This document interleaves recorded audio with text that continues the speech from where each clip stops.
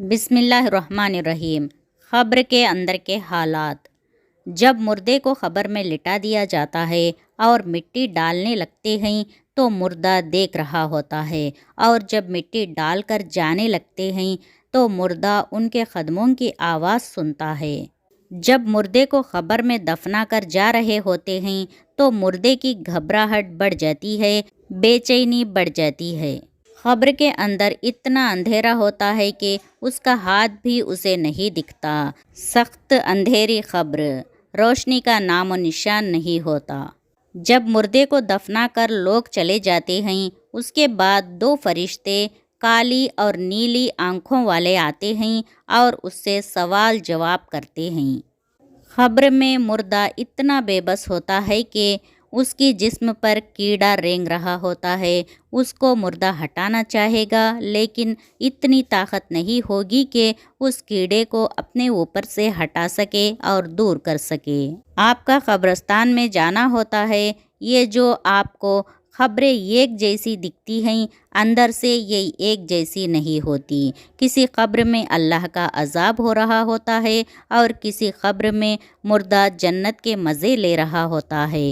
کسی کو قبر ایسے دبا رہی ہوتی ہے جیسے ماں گود میں بچے کو لے کر دباتی ہے، اور کسی کو قبر ایسے دباتی ہے اس کی دائیں پھسلی بائیں پھسلی میں گھس جاتی ہے اور بائیں پھسلی دائیں پھسلی میں گھس جاتی ہے۔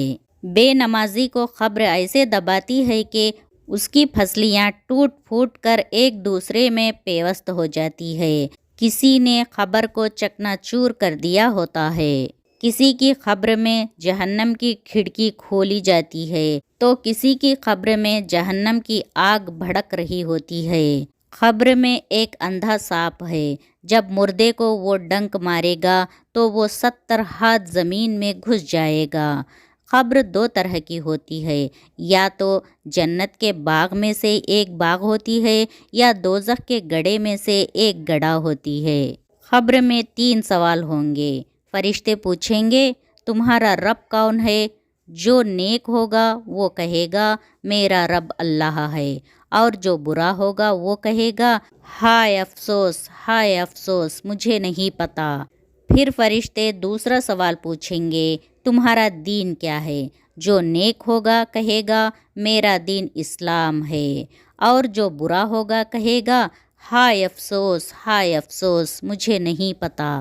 پھر فرشتے تیسرا سوال پوچھیں گے، نبی صلی اللہ علیہ وسلم کا چہرہ مبارک دکھایا جائے گا اور فرشتے پوچھیں گے یہ کون صاحب ہیں؟ جو نیک ہوگا وہ کہے گا یہ تو ہمارے پیارے نبی صلی اللہ علیہ وسلم ہیں، اور جو برا انسان ہوگا اس سے فرشتے کہیں گے یہ کون صاحب ہیں؟ ان کے بارے میں کیا کہتے ہو؟ تو کہے گا ہائے افسوس مجھے نہیں پتا۔ جب مومن بندہ فرشتوں کو صحیح جواب دیتا ہے تو اس کی قبر میں جنت کی کھڑکی کھول دی جاتی ہے اور جنت کی خوشبو آتی رہتی ہے، اور جب کافر بندہ فرشتوں کے سوال کے جواب نہیں دے پاتا ہے تو اس کی قبر میں جہنم کی کھڑکی کھول دی جاتی ہے اور اس سے گرم لو آتی رہتی ہے، اور جہنم کا بچھونا بچھا دیا جاتا ہے اور اس پہ عذاب شروع ہو جاتا ہے۔ عذاب دینے والا فرشتہ اندھا، بہرا اور گونگا ہوتا ہے جو بہت ہی وحشتناک ہوتا ہے۔ اس کے ہاتھ میں لوہے کے گز ہوتے ہیں جو اس سے مارتے رہتا ہے۔ جب مومن بندہ فرشتوں کے صحیح جواب دے دیتا ہے تو اس کے سامنے جہنم کی کھڑکی کھولی جاتی ہے تو فرشتے کہتے ہیں اگر آپ میرے سوالوں کے صحیح جواب نہ دیتے تو تمہارا ٹھکانہ یہ ہوتا۔ جب کافر بندہ فرشتوں کے سوال کا جواب نہیں دے پاتا ہے تو اس کی قبر میں جنت کی کھڑکی کھولی جاتی ہے اور فرشتے کہتے ہیں کہ دیکھ تو نے کیا کھویا ہے، اگر تو دنیا میں اللہ پر اور اس کے رسول پر ایمان لے آیا ہوتا، ان کے احکامات پر عمل کرتا تو تیرا ٹھکانہ یہی جنت ہوتی۔ پھر مومن بندے کی قبر کو 70 گز چوڑی اور 70 گز لمبی پھیلا دی جاتی ہے اور اس کی قبر میں جنت کی خوشبو آتی رہتی ہے، اور کافر بندے کی قبر کو تنگ کر دیا جاتا ہے تو اس سے اس کی پھسلیاں ادھر کی ادھر ایک دوسرے میں گھس جاتی ہیں اور اس کی قبر میں جہنم کی آگ کی گرم گرم لو آتی رہتی ہے۔ جب مومن بندے کی قبر کو 70 گز چوڑی اور لمبی کر دی جاتی ہے اور جنت کی خوشبو آتی رہتی ہے اور وہ کامیاب ہو جاتا ہے تو وہ فرشتوں سے کہتا ہے کہ مجھے جانے دو، میں اپنا حال اپنے گھر والوں کو بتا کے آؤں کہ میں کامیاب ہو گیا ہوں۔ تو فرشتے کہتے ہیں نہیں، اس کی اجازت نہیں، آپ آرام سے سو جائیں، اب آپ کو آپ کا محبوب آ کر جگائیں گے۔ وہ آرام سے سو جاتا ہے اور برے بندے کا بہت برا حال ہوگا۔ اس کی قبر میں اس کے نیچے جہنم کا آگ کا بچھونا بچھا دیا جائے گا اور عذاب دینے والے فرشتے آئیں گے۔ اس کی قبر میں سانپ بچھو مسلسل کر دیے جائیں گے جو اس کو ڈستے رہیں گے۔ عذاب دینے والے فرشتوں کے پاس لوہے کے گز ہوں گے جو اس کو مارتے رہیں گے۔ وہ گز اتنے وزنی ہوں گے کہ سارے جن اور سارے انسان مل کر اٹھائیں تو اسے اٹھا نہیں سکیں گے، اور اگر اس گز کو کسی پہاڑ پر مار دیا جائے تو پہاڑ ریزہ ریزہ ہو جائے، پہاڑ مٹی بن جائے۔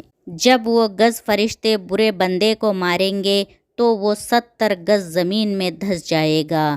فرشتے پھر اسے نکالیں گے، پھر ماریں گے، ایسے ہی قیامت تک چلتا رہے گا۔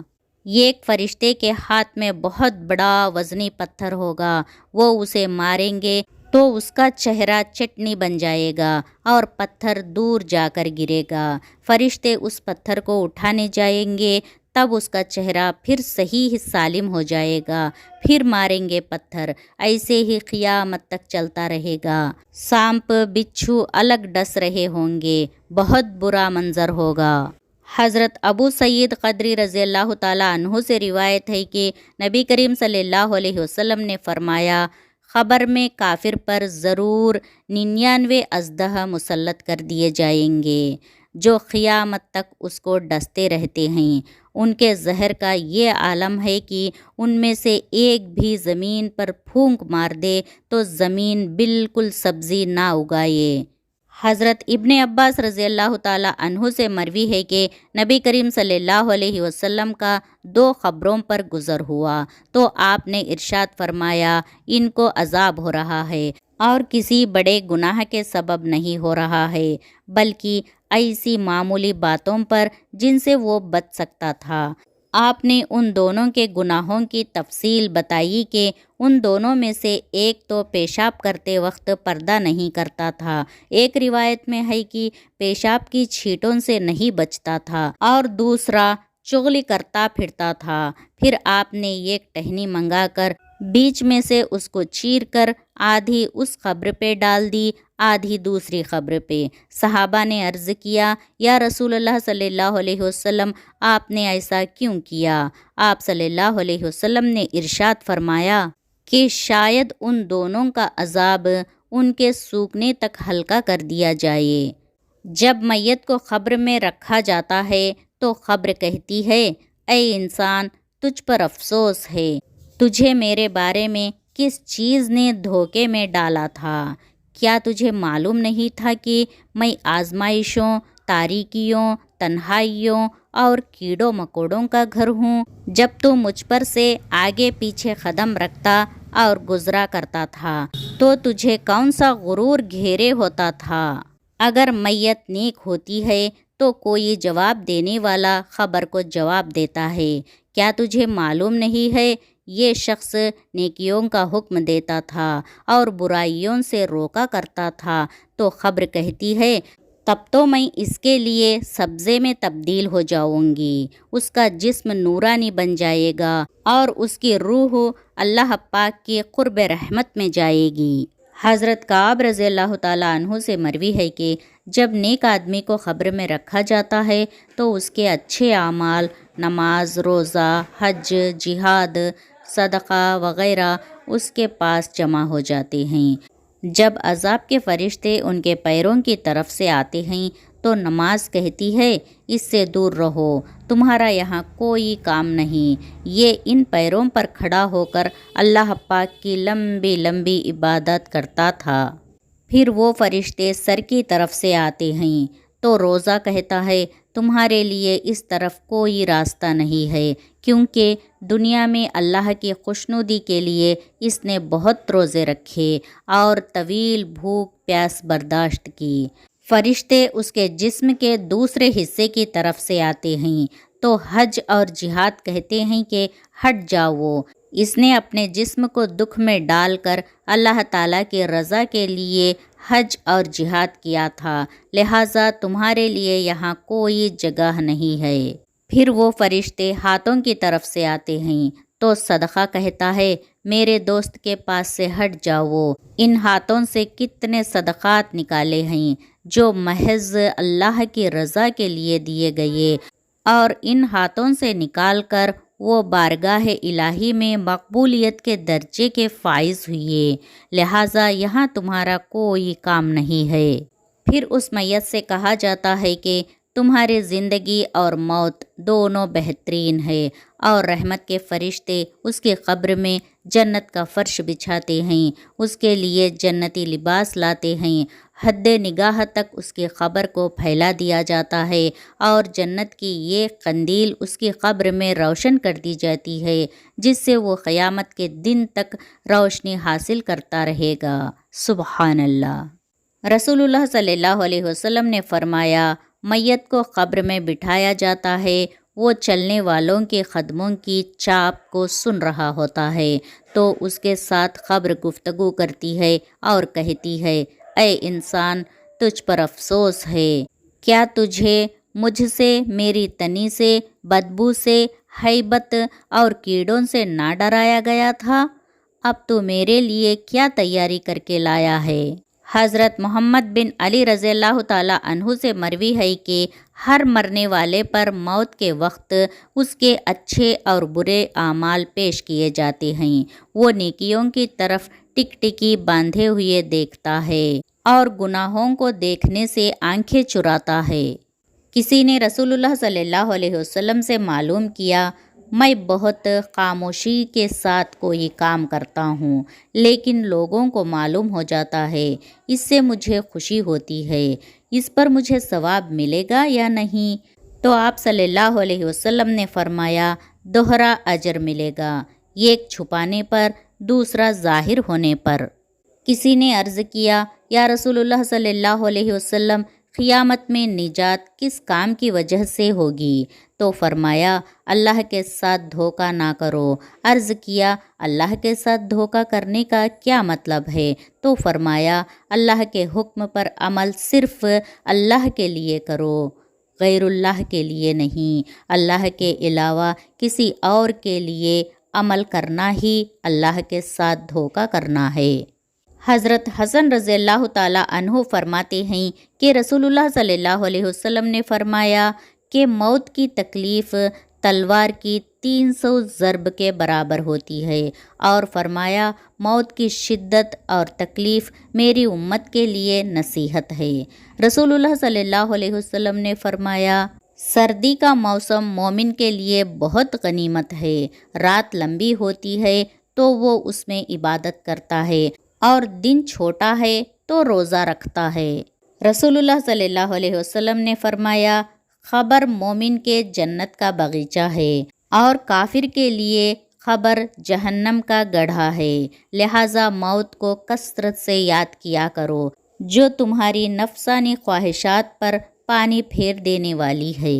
حضرت عمر رضی اللہ تعالیٰ عنہ نے حضرت کعب رضی اللہ تعالیٰ عنہ سے فرمایا کچھ موت کا حال بتائیے، تو فرمایا موت کانٹے دار درخت کی طرح ہے جو انسان کے پیٹ میں داخل کر دیا جائے اور اس کا ایک ایک کانٹا انسان کے رگ و ریشہ میں پیوست ہو جائے، پھر کوئی طاقتور آدمی اس کو زور سے کھینچے اور وہ درخت گوشت کو کاٹتے ہوئے باہر نکلے، یہی موت کا حال ہے۔ اللہ اکبر۔